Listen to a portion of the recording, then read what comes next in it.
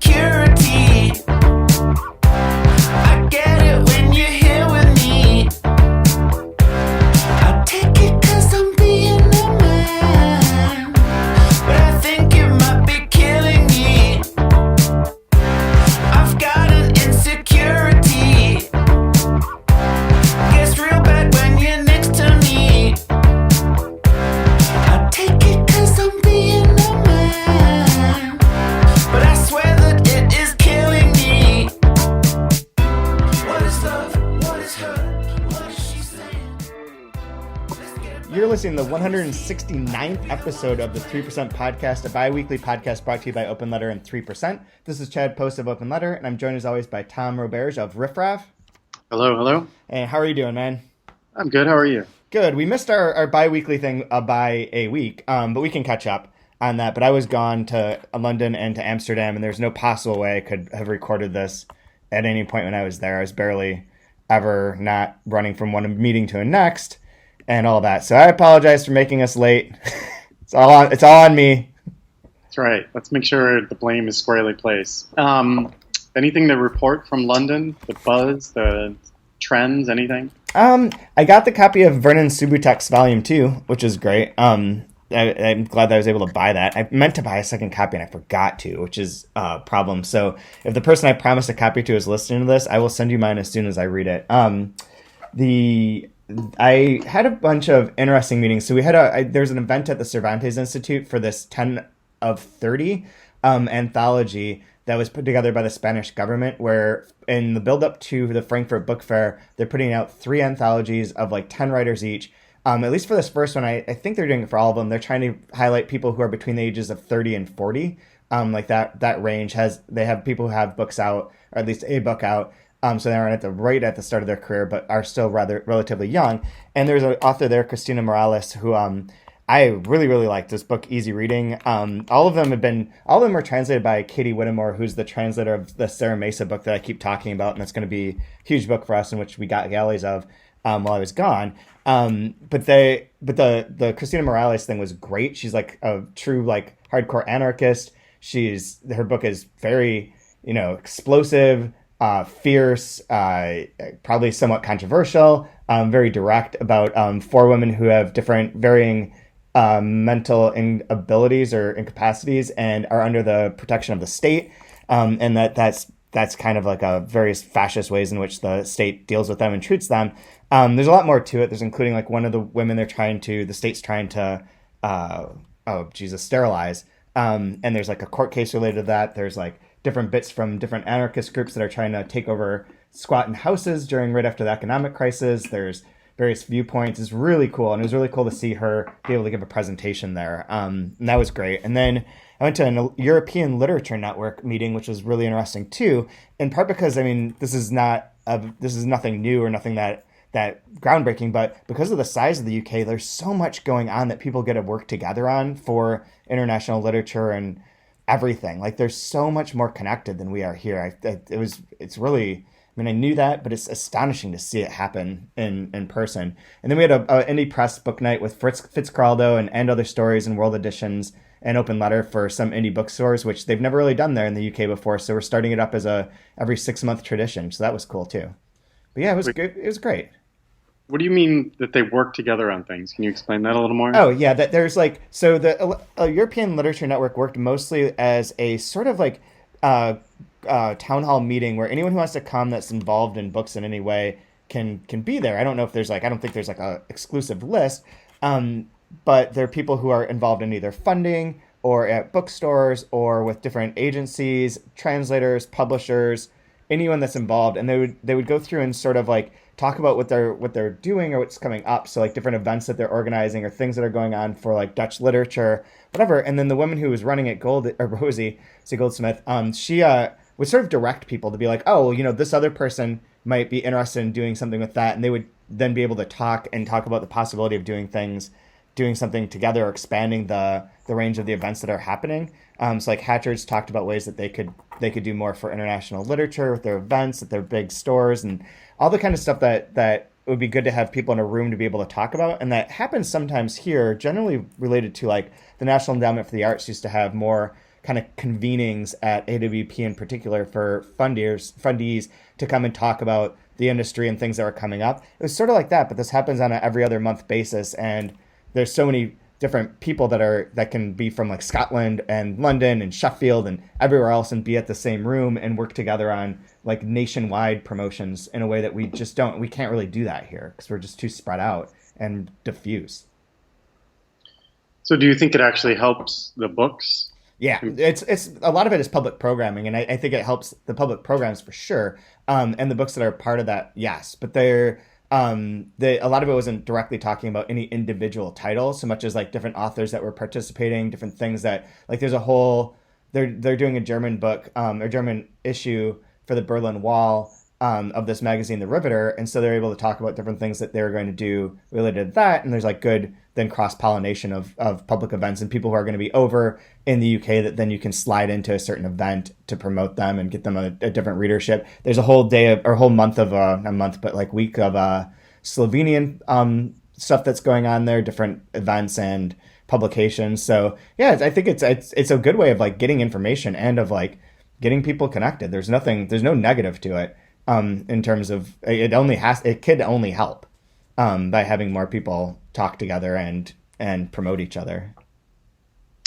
Right. And I know what you mean by it not being feasible here. I mean, it's difficult even for like a small region, like, you know, it'd be easy for me to just say New England, but, you know, Northern California or something, like not everybody's on the same page. And part of it is that so many authors live in so many different places. Publishers are sort of localized in one specific place. And then bookstores are, they're far more cutthroat, maybe a word, than they probably are in the UK. And part of that has to do with the way Amazon is taking up so much of the market share that everyone else is sort of fighting for scraps. So yeah, it's really hard. Yeah, absolutely. That was my actually one of my big takeaways was that it was very much like a big difference between the cooperation of the UK versus the capitalism of the US across the board. One thing that is of interest, though, that relates to that is, so Waterstones bought Foils a year ago, right? And as part of that, they initially just left things be so that Foils could do what they were doing and promote all the books that they had been promoting and function the way that they had been functioning. But now Waterstones is wanting to centralize all the buying and everything. So the booksellers are losing the power to be able to order things for Foils, but instead are sending that information up the chain to someone else to be able to make the decision on purchasing that book, that's a scary thing because Foils has always been like one of the best, I mean, if not the best store in the UK and London, especially for the sort of books that we're talking about or that they have the most interest in. So that's interesting, especially because too, the guy that's running it, James Daunt, is the one who is taking over Barnes & Noble. So this sort of like centralized, like what they're going to do there, what happens with Foils might be a sort of indicative of what's going to happen with Barnes & Noble. That already sort of happened at Barnes & Noble, didn't it? I mean, yeah, for like sure.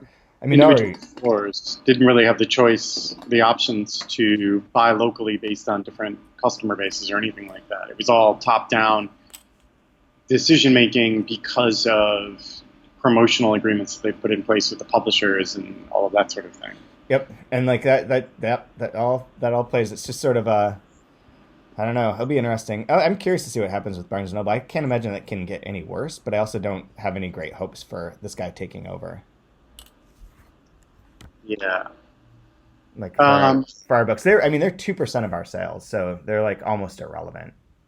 Who, the UK? No, Barnes & Noble. Barnes & Noble, 2%, huh? Yep. I wonder what it is for, like,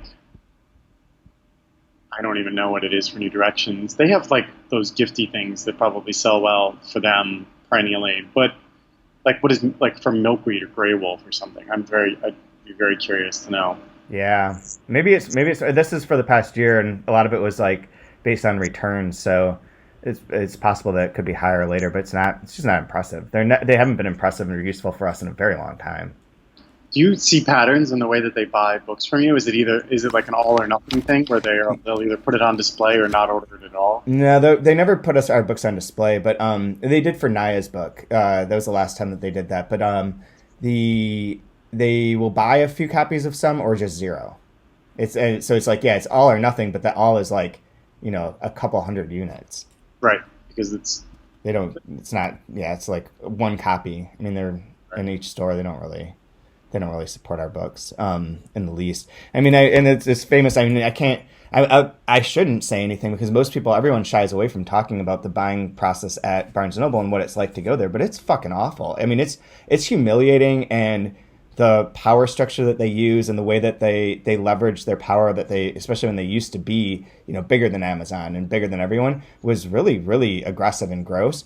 But the person that I've had to sell to, has explicitly said, like, we're not going to sell books with authors whose names are like that people can't pronounce, and then we just order no copies. So it's not a friendly environment for someone doing books that are, with unpronounceable last names or from any part of the world other than New York City. I've definitely heard the horror stories about, people trying to pitch, go through a list or whatever with the buying, what was her name? Cecily? Yep. And how you'd get like 3 seconds a book, basically. Yep. And she would just say, yes, no, move on. Like, just no room for nuance or anything like that. Not at all. Not at all. It's just like that. It sucks. So one thing, we didn't talk about this, but I did to my class, and I just looked it up. So Foyles was stocked with Testaments, the Margaret Atwood book, obviously, like billions of copies. There are copies everywhere in every display. I mean, I can't even begin to imagine how many copies they bought, but it had to be, thousands that they were stocking there. And apparently in the UK, I heard a rumor that some indie stores got from the publisher the sticker saying like Man Booker Prize winner for when it wins the Man Booker, I guess. So some of the indie stores started putting them on there already, just as a way of promoting it, I guess. But I had told my class last time I taught them, I was trying to get them to understand like sales of things and different levels, and so we had the bestseller list from that week, and the number one book was Louise Penny's new mystery novel, and it had sold 54,000 copies in the previous week. And we were guessing as to what the Testaments would sell in its first week. Do you know how many copies it sold, or do you want to take a guess? A couple 100,000? No, 111,280. It's not bad. Which is what our prediction was 110,000. So in the class, we nailed it. We were right there. We won Price is Right or whatever. Yes. Didn't go over the showcase bid. Didn't go over the showcase bid. And what's funny is the number 2 book is The Institute by Stephen King, and it sold 108,000. So like huge week for books last week. Jesus Christ. I mean, I'm so off, like, just don't pay attention to things like Stephen King books. One, because there's just so many, but it's just not our audience. But wow, to me that seems like a thing no one is talking about in our circle. And we have 108,000 copies. Yeah, I mean, I'm sure that there are like a billion copies selling through like airports and things like that are a different sort of audience. But what's interesting is that I think it was Kirkus. I think it was Kirkus had a list of like the 10 or the 25 most anticipated books of the fall, and it had Testament. It is Testament singular, right? Whatever. No, Testaments. And the Institute, the Stephen King book, and I think this Malcolm Gladwell book that came in third, and also The Dreamed Part by Rodrigo Frazan. There you go. Yeah, it's like on a list with all those things, which is bizarre. And so I'm expecting us to sell 108,000 copies too. Clearly, yeah. All evidence points to that being a fact. To put this in perspective to anyone's listening, like 108,000 copies over the life of anything translated would be fucking phenomenal. Yeah, that would be beyond. I mean, yeah, absolutely. That'd be astronomical. I remember doing when I worked in New Directions, I had to do all the like comp titles and all of that, and the metadata that Norton would get, that the sales reps would need. And when we did Bolaño novels, we would always cite like how many copies Savage Detectives and 2666 sold. And just like as a point of comparison, because I mean, it's the same fucking author, you know what I mean? Why not? We're not allowed to do that, even if it is the same author. What? That's crazy. Yep. But like Reach for the Stars, right? And like, yeah, Savage Detectives has sold over 100,000 copies, and that's fucking insane. That's crazy. Yeah. But that's the power of like one, like buzz, like never ending buzz, but also just like a big publisher can get that out and do that, you know? Yes. Yeah, absolutely. It's wild, like what a difference that is. Yeah. Oh man, yeah, Well, I mean, so that could happen to a lot worse books. One of the funny things about that too is when Savage Detectives was out and like everyone's talking about that, or 2666 too. It's one of those things where like you feel like everybody knows this book, everyone owns this book, everyone's read this book, and then you go talk to someone and they'll just be like, "I've never heard of this Roberto Bolaño before. What are you? who are you talking about?" Like 100,000 copies is still very small within our grand world. I mean, yeah, think about just the population of, like, I live in a city with like 200,000 people. Yeah. 200,000.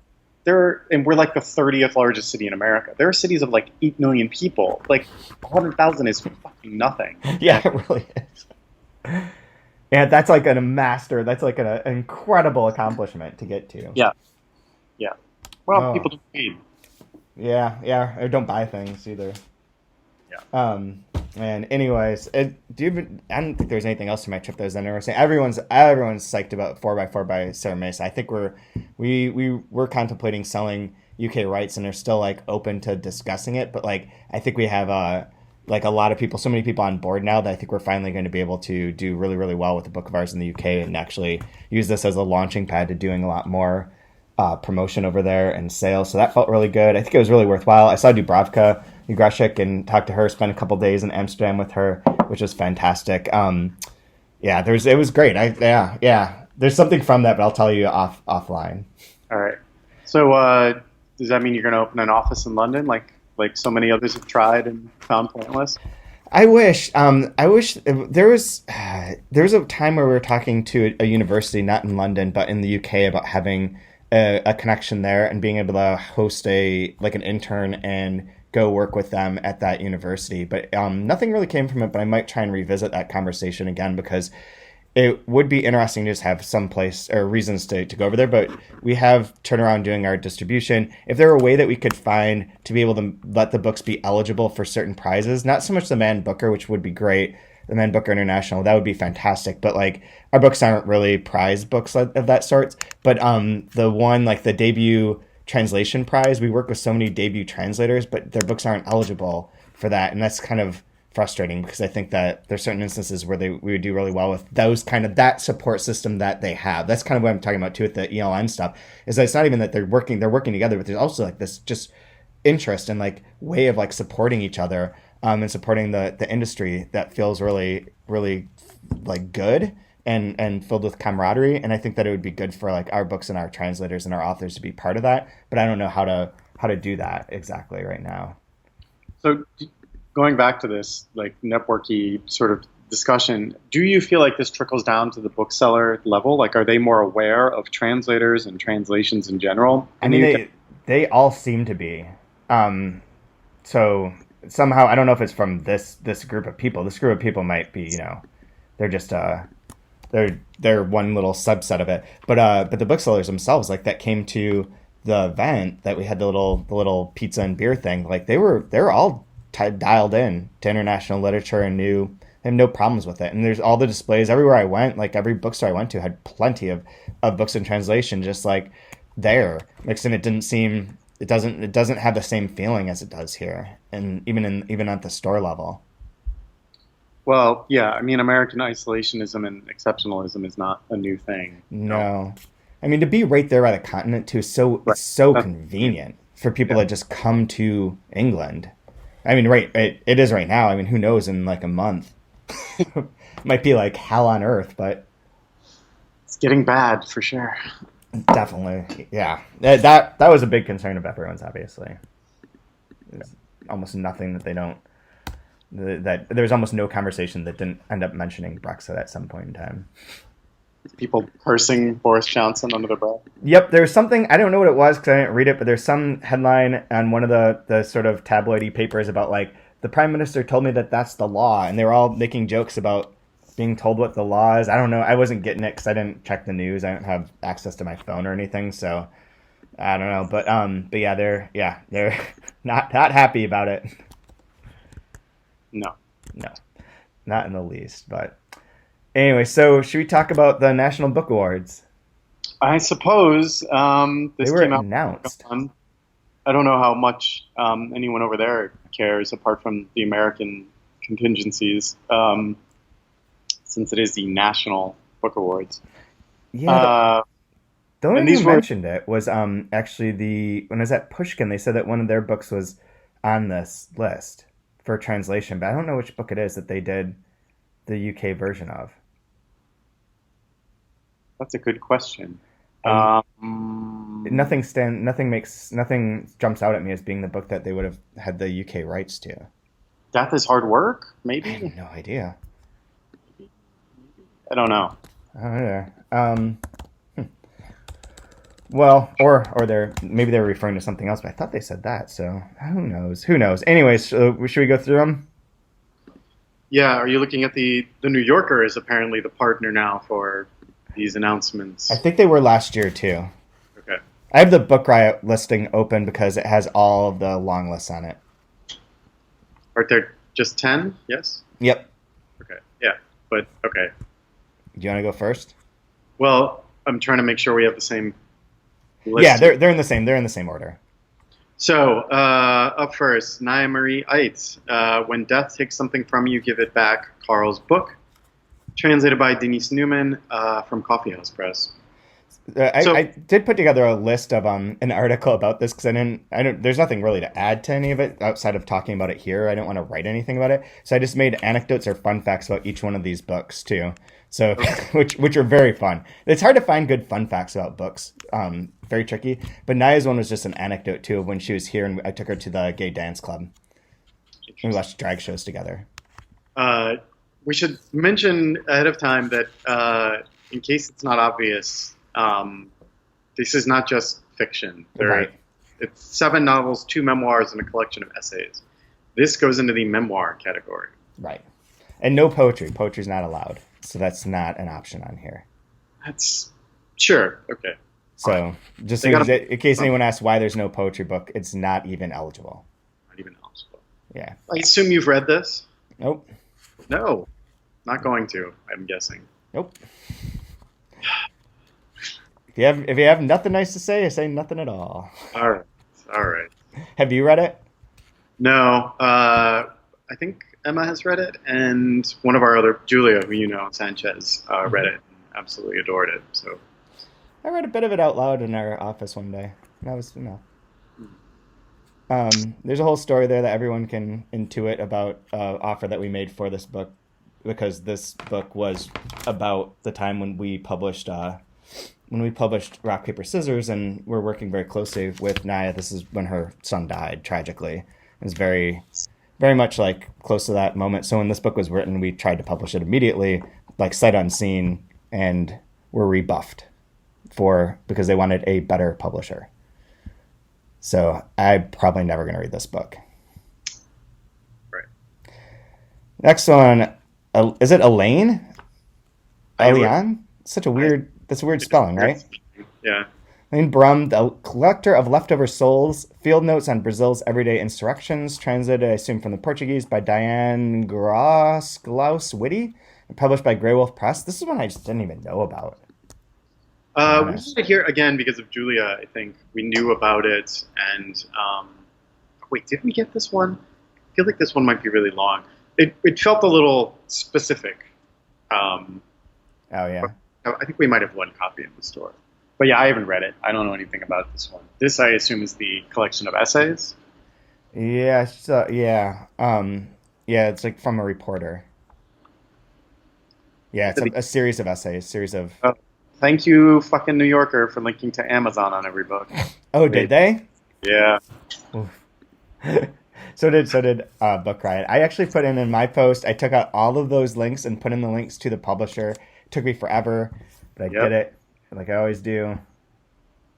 I feel like this is, I mean, she doesn't listen to this podcast, but like this is maybe a thing Lisa Lucas could maybe, you know, hammer these publicities, placement things like the New Yorker and Book Riot on. Maybe not Book Riot because I know they have their good fucking agreements, but Right. maybe the New Yorker doesn't have to link to Amazon, and maybe somebody from the National Book Awards could point that out.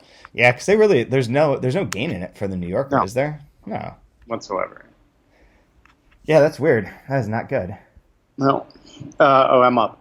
Noah Fernandez's Space Invaders, translated by Natasha Wimmer and published again by Grey Wolf. I don't know that we got the galley of this. Like, I know the cover though, so I think maybe it's somewhere. I remember seeing it, but I don't know where it could be. But this was the one that I had the most fun with, because Space Invaders made me think of like some kind of crazy reality show where like foreigners come in and take over and they have to seize the space of like some rich person's house. Like, this would be an amazing reality show where they just like raid you. Like, you if you're a rich person, you just better watch the fuck out, because these Space Invaders are going to come and take your space. And if they can seize it over a 24-hour period, then they get the house. I would watch this show. You would. I have not read this book. I don't have anything to say about it. There you go. Yeah, I've heard that it's really good. From Caitlin Baker, she really liked it. So that's why I'm curious I feel like we must have gotten a galley, but it's not like in my stack of like the galleys I want to take home. So I'm not sure where it would be. But I'm curious about that one, because I mean, obviously, Spanish stuff I love, and Natasha I love, so it seems pretty cool. Next one is Vigdis Horth, Will and Testament, translated from the Norwegian by Charlotte Barsland and published by Verso. And I'd read a bunch of this. Didn't grab me as much as it has for other people, so I stopped. But it's curious that it made it. Good for Vigdis. I'm reading it right now. Actually, I really liked it. It's not quite what I expected, but it is. It's this the style of the writing is so captivating that makes up for the fact that the plot is so insular and specific to like this family saga. Yeah. Yeah, I just lost interest after. This is long too, very long. What? It's not that long, is it? It's like 300 and some pages. Anyway, I'm enjoying it. It is. I'm finding it a bit of a tough sell, because the plot is so, just feels so like a memoir, like a catty memoir almost. Yep. But I'm trying to sell it on the style alone, which I think is actually quite good. I'm up. Okay. Yep. Khalid Khalifa, Death is Hard Work, translated by Larry Price, and published by Farrar, Straus and Giroux. I don't know what language this is from. I think it's from a Syrian writer, so Arabic. Syrian Arabic. Okay. Yep. Yeah. We had this when it first came out and sold, I don't know, 10 copies maybe. People seem to really like it. I truly have no idea about it. Suggests at times a modern Decameron. There you go. Constructed epic that packs a tremendous amount of hard-won knowledge into its pages. Wow. I've not read any of the books, any of Khalifa's books. I guess there's a few other, like No Knives in the Kitchens of the City and In Praise of Hatred. I feel like that, I might be wrong, but I feel like American University of Cairo Press did a couple of these before. Who knows? Seeing any other in English, but this is Amazon, so who fucking knows? Yeah. Don't go there. They're not going to have any information. Go to Wikipedia. Wikipedia is where it's all at. Yeah, there's the English translation of No Knives in the Kitchen of the City from 2016, and In Praise of Hatred from 2013. American University. It's one that I don't. Yeah, No Knives in the Kitchen of the City was published by American University of Cairo Press. And that's the one that I recognize because I've seen that cover and entered it into the database and everything, but I just never read any of them. There's a lot on this list I have not read, including the next one, Laszlo Krasznahorkai, Baron Wenckheim's Homecoming, translated by Ottilie Mulzet and published by New Directions, which I will read, and I think we're going to do a 2-month review on it next spring at some point. But I didn't read the galley because I got one of the jacked up galleys. I mean, that's what I have too, and I was about to read it, and then I got my copy of Serotonin from Jeremy Davies and started reading that instead. Yeah. I I can't help myself. Welbeck is just so much fun. Yeah. Yeah. I wondered if you would have gotten this. When does that come out, actually? November? November, yeah. November. Yeah, that's one of the weird things about this list, too, is that, like, that Space Invaders doesn't come out until November. The Crash and Horkai book doesn't come out until this week or next, or in October. I'm not sure if other ones on these are like that, but I know that they're eligible. It's like you go from December through November. It's such a dumb, like, time frame to try and keep in your mind. But it's always kind of weird. Yeah, the Ite book didn't come out yet either, I don't think. Or just did. Just did, yeah. Yeah. It seems like maybe the best thing to do is to only submit books that are from October and November. Yeah, apparently. It's award season publishing. Yeah, it's so bizarre. You're up now. Am I? Yep. Yes. Okay. Scholastique Mukasanga, The Barefoot Woman, translated from the French by Jordan Stump and published by Archipelago. I read her first book that came out from Archipelago and liked it quite a bit, but this one I have it sitting on my shelf, but I have not picked it up. This one is the genocide, a Tutsi woman in the Rwandan genocide. I was saving it for a happy day. Yeah.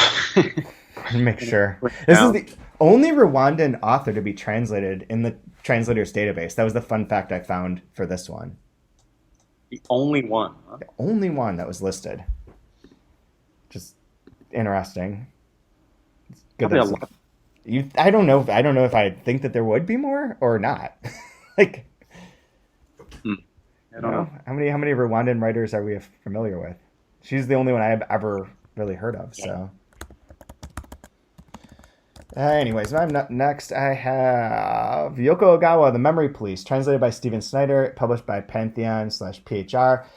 This is the funny story from the article too. Is that I tried to get this book because I'm doing my class in the spring in like a really I'm going extra mile this year and doing more with it than usual for my World Lit and Translation class. And usually we read books that have come out in the past year and talk to the translators. This year I'm going to be recording all those and converting them into written or printable interviews, and like that we can edit and fix up and put together like some sort of possible book with 10 interviews with these translators and information about the books that we're using in the class and like how we're reading in the class and using the translators' perspectives to enhance the teaching and understanding of these books. And so as a result, I'm trying to like actually like really do all the research and everything ahead of time, like this fall. And so I requested a desk copy of this, and PHR wouldn't give it to me because they said it was too far in advance. To get one for my spring, I had to wait until like January. And so they're like, but you can buy one at a discount from us. So I bought it for like $15. Nothing arrived ever. This is months ago now. This is like 2 months ago, a month ago. It's gone. I think that this book is just gone. So I'm going to have to buy it again, I suppose. But maybe from a store instead of from fucking PHR who can't apparently mail books. It is bizarre. Yeah, I mean, they should be able to. I should have this. It should have arrived. It's out. It's available. Yes, it is strange. Well, that's what you get for ordering directly from a publisher. Yeah. We do very well at sending our stuff to people. Just FYI, PHR. It's not hard. And you're up with another book that I know nothing about. Pastim Statovici. Book called Crossing, translated, I'm guessing, from the Finnish by David Haxton. Yep. Published by Pantheon, a division of Penguin Random House, who basically just distributes all of these goddamn books. Yeah, it just owns everything in the world. Yeah, this is always fun because this is like a Kosovo author who writes in Finnish. Well, he moved there when he was quite young. Yeah. Like very young. As you would in 1990. So this guy also wrote the quiet, I would say, like, successful book, My Cat Yugoslavia. Yep.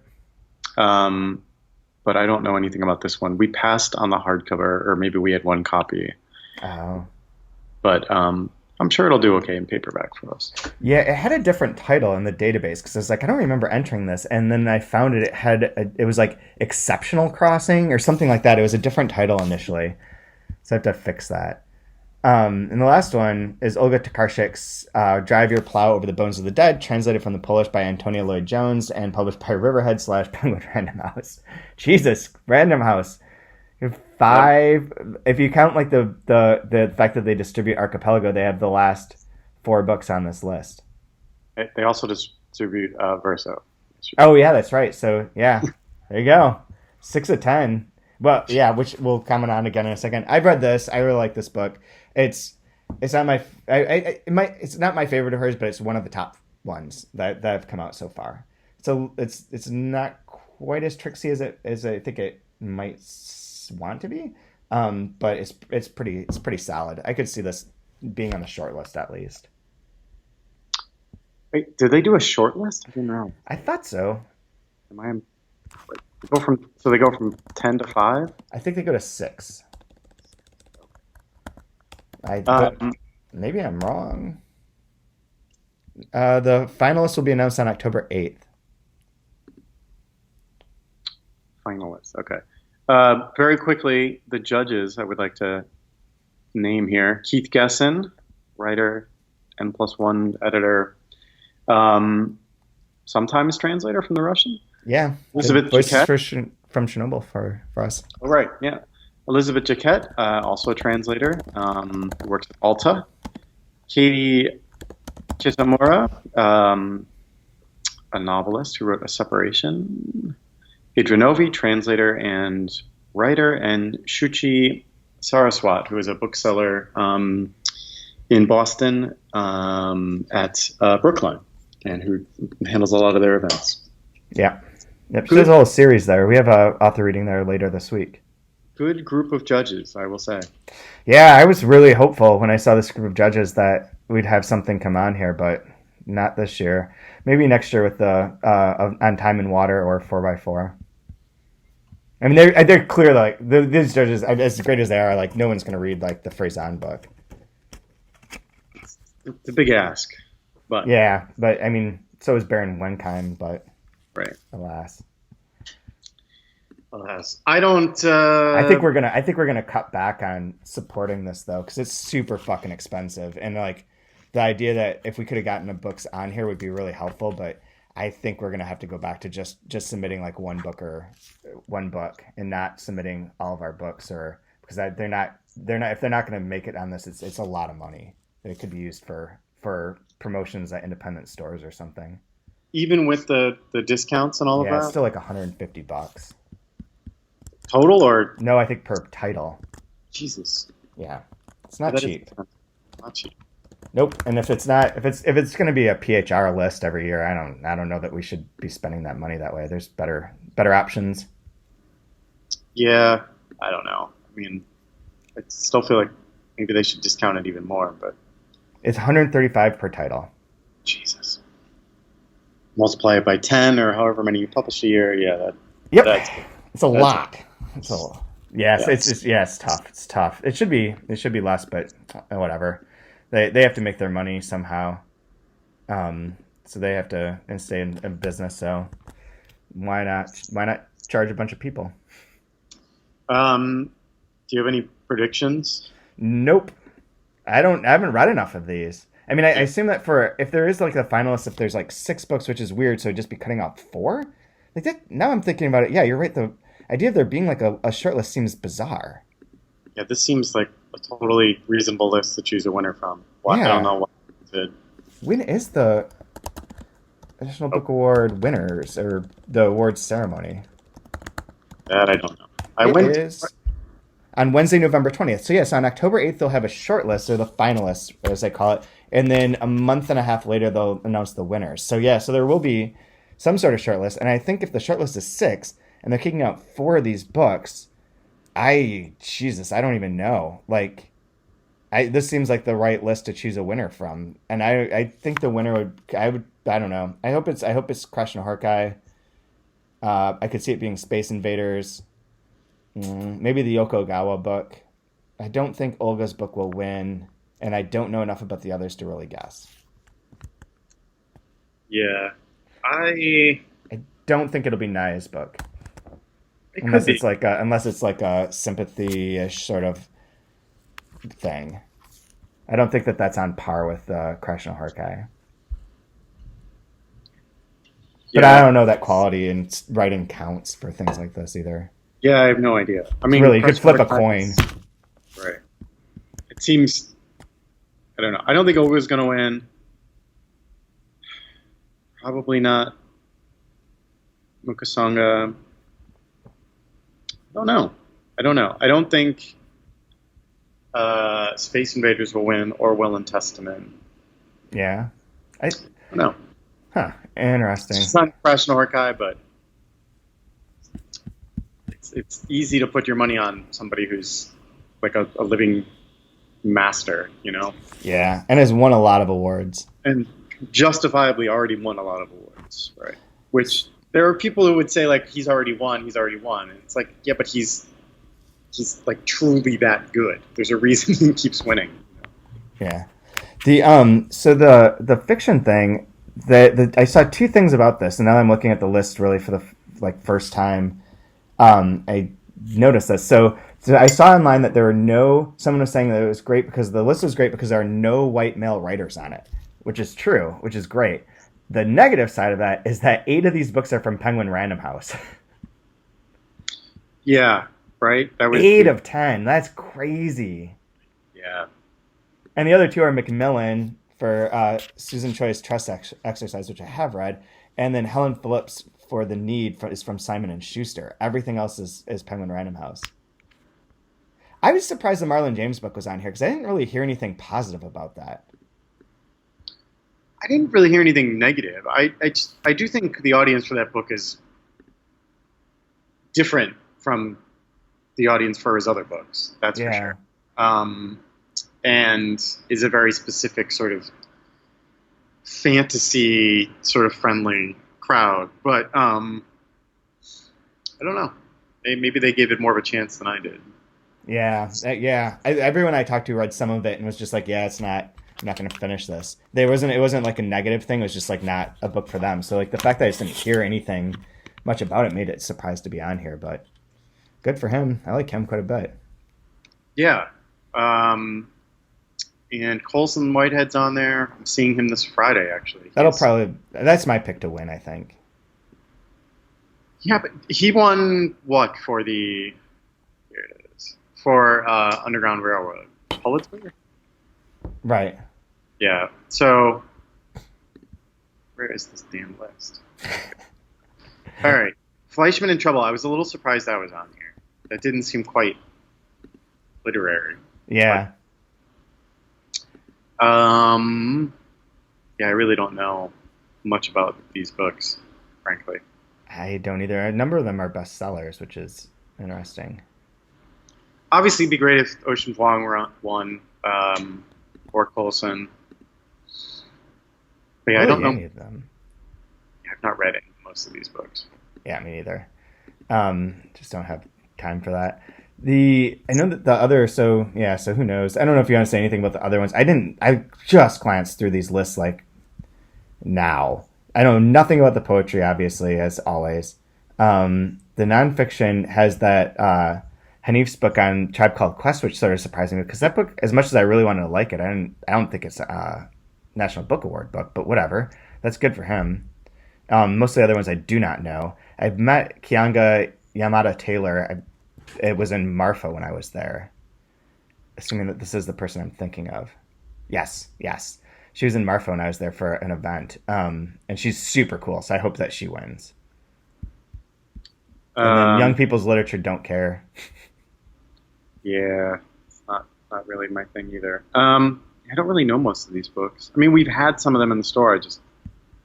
Thick, we've done pretty well with Thick. Oh, yeah. I just don't know much about it. Say Nothing. Don't know that one. Yeah, I don't. Poetry. Say Nothing keeps coming up as I think it keeps coming up on Audible as wanting me to buy the Audible book of it. I don't know anything about it though. Poetry is only. Oh, there's 10. Yeah, okay. Poetry. Ariana Reigns, Sandbook. She's great. She's a translator from the French. Mary Ruffo will probably win. Probably. Jericho Brown. Jericho Cool. Brown and Beachy Quick, who you must know. I know the name, yeah. Oh, he's a nice guy. And I don't Ilya think I know him in Kaminsky. person. Do I? You probably have. I probably have. And then Ilya Kaminsky, who I do know in person too, and who's And great. there's a Nightboat book on here, which I think is great, from Brian Tier, Doomstead Days. Yeah. That would be great for Nightboat for them to win. Yeah. Probably not going to happen, but This is the one, I mean, poetry is the one where it's the most wide open. wide open. And Yeah. like with the different publishers, like clearly, yeah, you got Omnidon, Copper Canyon, University of Pittsburgh, Haymarket, Grey Wolf, Tin House, Wave, Grey Wolf again, Copper Canyon, and Nightboat, which is 100% different from that fiction list. Yes, which is, imprints of Penguin or Random House. Yeah. I mean, even like the young people's one, Penguin Random House, Simon & Schuster, Penguin, Harper, Bloomsbury, Seven Stories, Macmillan. That's very the level. So yes, it's still, I mean, it's always been that way, that the poetry is the one where you can put all the small press books. I thought translated literature was going to be that too. I really thought, given like the fact that nonprofits and independent independent presses do 85% approximately of all the translations, that this list would reflect that in the past 2 years, and that has definitely not been the case. So it is completely wrong in my assumption. A small sample size and all, but still.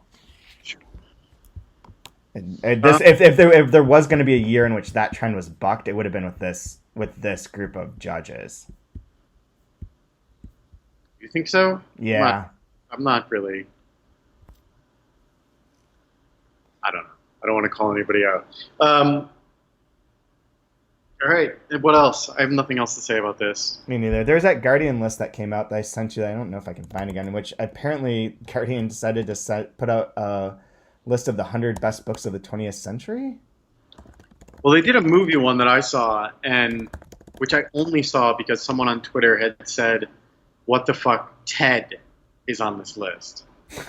Which, if we aren't all familiar, this is the book where Mark Wahlberg, hangs out with a talking teddy bear voiced by the guy from Family Guy. Are you serious? Yeah, that movie was on their 100 best list? Yes. Holy shit. That's Yeah. insane. That's insane. That's straight insane. Yes. Oh my So god. it's hard to take this list, which number one is Wolf Hall. Yeah.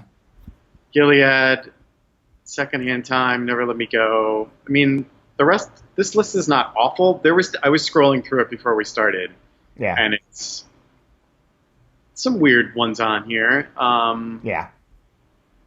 I'm trying to find one that I found kind of like, why on earth is this here?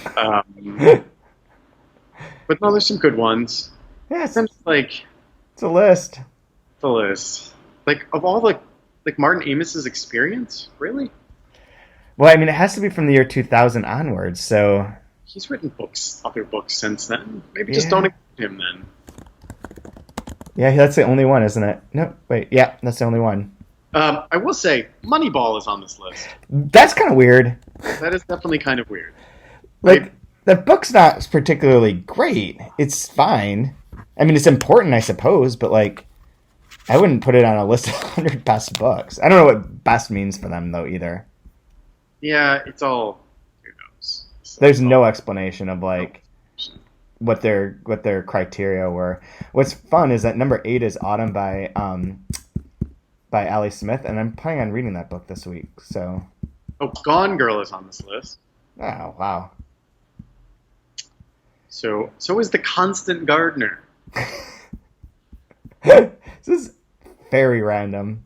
It is. Yeah, that's the thing. Is like some of these things are just so random. Yeah, I mean, it's all the Tipping Point, Malcolm Gladwell, Chronicles Volume 1 by Bob Dylan. Harry Potter and the Goblet of Fire is 97. Is that the only Harry Potter book on here? Seems kind of weird. Holy shit, it is. That's the only one. I guess is that the last? I don't know. Sure. This is pure ignorance. Is that the last one? I truly have no idea. No. Okay. Well, let's pretend it is. So only one qualified. 2000 seems like too early to have been the last one, but what do I know? Also, the girl with the dragon tattoo. Of course. Does anyone think that that's good writing? I don't know. So Who knows what this list is? They literally have no explanation. no, but it's clickbaity, and we just talked about it. So Yeah. Well, we sort of talked about it. We're avoiding a lot of it. I'm trying to find out about. If you put in Harry Potter into Wikipedia, you get a very curious entry. No, shit, you're right. So Goblet of Fire is 2000, and then there's like 3 more books after that. So there could have been a total of 4. But maybe they had like a rule of like one book per author? Who knows? There's no explanation. Fuck this. Okay, done. Not going to talk about it anymore. please. No, I just don't understand it. Yeah. All right. Anything else? I don't have anything yet. Any raves or rants? No. Apart from, like I said, I'm reading the new Welbeck, and it's really fun and good. Fun and, guilty. This is, I don't generally like that term guilty pleasure, but it is definitely a guilty pleasure for me at this point. Really? Considering the subject matter of his books these days, yeah.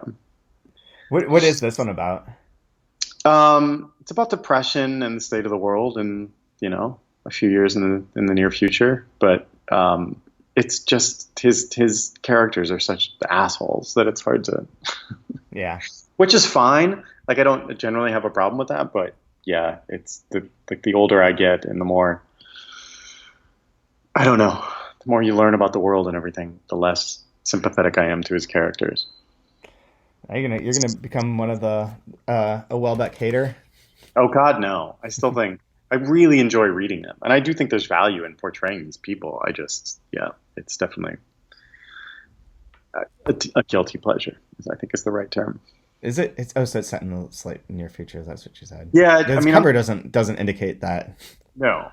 It's like seriously, like the very near future, like 2021 or something like that. It's not. Yeah. Good. He needed to have a world in which there's like a new version of like antidepressant drugs. Oh. And these don't exist right now. So it's like he had to invent that, and that's all. Yeah. I have 2 raves. I'm in the middle of, and hopefully we'll finish it this week and put up a post about it, of Larry Venuti's new book, Contra-Instrumentalism, a Translation Polemic, which I quite enjoy. It's my favorite of his books that I've read so far. It's it was very much as a polemic, and it's something worth talking about on a different episode all on its own, like his theory and how he's approaching it. But it does like name names and takes down people, which is a way of like related to what you're saying about Welbeck, is something that is very fun, but also like can be kind of exasperating in a way. But it's pretty interesting. It's really interesting. It's from who did this? It's like this new provocation series from University of Nebraska Press. So it's like supposed to be provocative, and it does have put forth a theory and how to treat translation, talk about it. It's very similar to things that we've talked about, that I talk about in my class, but it's like articulated on a level that I could never achieve with the amount of detail of research that someone like Larry has from years and years of reading and experience that is incredibly valuable just on its own. But the other thing that's a big switch from that is fucking great is On Becoming a God in Central Florida, the Kirsten Dunst show on Showtime about a Amway-like multi-market distribution company in Florida in the early 1990s, and it is brilliant. It is so good. Everyone should watch this. I paid the little bit of money to get Showtime on my iPad just to watch this show, and it is well worth that. I love it. Love it, love it, love it. It's like a show that flips in between being like incredibly dark in terms of like individual capitalism and the abuses of like systems like this, to being just very, very, very funny with like really well acted, great characters. It's super fun. Interesting. I've been watching the Righteous Gemstones, which is the new Danny McBride mega church sort of family saga. Again, half dark, half funny, but Nice. I wouldn't say it's the greatest thing in the world, but it has its moments for sure. John Goodman, of course, is fantastic. Oh, wow. It's going back to the Larry Venuti book. which I'm not an academic, so I don't know if this is normal, but the first citation the first link that came up that wasn't Amazon was to JSTOR, and it gives you like the whole table of contents, which is pretty cool. Yeah. I like this. Yeah. Yeah, I'm gonna have to tell Emma about this. I know she is a fan of his ideas and his writing, and we met him last year and had some very interesting conversations, and she felt very inspired by it. I have to get a copy of this for her, and we'll bring her on so she can talk about it, since I am a fan of reading translations and can, do some myself, but in terms of theory, I know nothing. So and it is a little bit of theory, but it's a lot of like specific details. Because I don't read a lot of theory either, but I'm going to use part of this in my class too, and part of another book by Mark Palazzati that I read called Sympathy for the Traitor, which is funny because I read it before, like a huge thing about it, and did like the peer review, and they never sent me a book, and I didn't even know that came out, and I realized I was outside to buy it. Like, what you get for peer review is nothing. Like, you get nothing. But in both of these books, I am referenced, which is interesting. And I thought in Larry's one it would be negative. I'm terrified. I haven't finished it, so I'm terrified that at some other point it'll just pop up in something stupid that Chad Post has said. But so far it's just a reference to the translation database and not negative. So that's a plus. Good. Yeah, I was very afraid. You've made it. You are being cited in academic-y books. The Palazzati one talks about like all like it references Open Letter a couple times and different publishers and things like that. So that's pretty cool. Well, that's it. So we will be back on schedule. So we can go. We can do it next week. We'll be right on time. Sure. I don't know that we'll have to find something to talk about. I do. Let me just throw this out here, and I was very curious to know if you wanted to do an episode about because you know how bookstores work. You've worked in bookstores. You spend a lot of time talking to booksellers and all of that. Mm-hmm. Very curious if you wanted to sort of interview me to ask me what it's like to run a bookstore/bar, and about the differences and like the way and like what our business is like compared to other businesses. Sure thing. I think it would be interesting for people to understand, because even some of my regular customers who come in and sort of, I think sort of seem to grasp why we're doing what we do and all of that, don't quite understand the nuances of the two businesses being joined and all that sort of stuff. So yeah, absolutely. I think it'd be good. The more that I think people understand how bookstores are evolving, the better, I think, for the world, at least our literary sort of world. So would love to be able to talk about that and sort of just sort of, shed some light on what it is we do here. Yeah, absolutely. That would be great. But other than that, I'm sure we'll have some more book news. Of course, it never ends, the book news. No, and it's starting to things should start to pick up now that it's the fall again. If everyone's back from their month-long vacations, or 2 months, or if it's France, like the half year, right? As always. Very cool. Okay, well, we will be back next week then. I have nothing else to add. That's it. All right. Let's get it back. Who is he? I could be the one.